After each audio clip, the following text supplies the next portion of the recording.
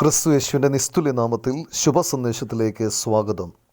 വിശുദ്ധ വേദപുസ്തകത്തിൽ യോഹന്നാൻ എഴുതിയ സുവിശേഷം 3-ാം അധ്യായം 36-ാം വാക്യത്തിൽ നാം ഇപ്രകാരം വായിക്കുന്നു: പുത്രനിൽ വിശ്വസിക്കുന്നവന് നിത്യജീവനുണ്ട്, പുത്രനെ അനുസരിക്കാത്തവനോ ജീവനെ കാണുകയില്ല, ദൈവക്രോധം അവൻ്റെ മേൽ വസിക്കുന്നതേയുള്ളൂ. തന്നിൽ വിശ്വസിക്കുന്ന എല്ലാവർക്കും നിത്യജീവൻ നൽകാനുള്ള എല്ലാ അധികാരവും ദൈവം പുത്രന് നൽകിയിട്ടുണ്ട്.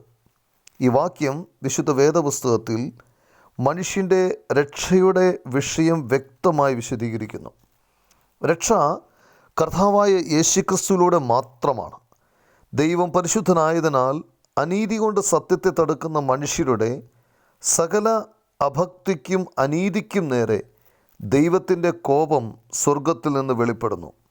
ദൈവത്തിൻ്റെ ഈ കോപം ശമിപ്പിക്കാൻ കർത്താവായ യേശുക്രിസ്തു മനുഷ്യനായി അവതരിച്ചു. ക്രൂശിൽ മനുഷ്യരാശിയുടെ ശിക്ഷ ഏറ്റുവാങ്ങി മരിച്ചു, അടക്കപ്പെട്ടു, 3-ാം ദിവസം ഉയർത്തെഴുന്നേറ്റു.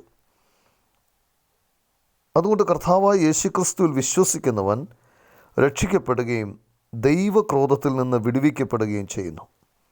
ദൈവക്രോധത്തിൽ നിന്ന് രക്ഷപ്പെടാൻ ദൈവം നിങ്ങളെ സഹായിക്കട്ടെ. ആമേൻ.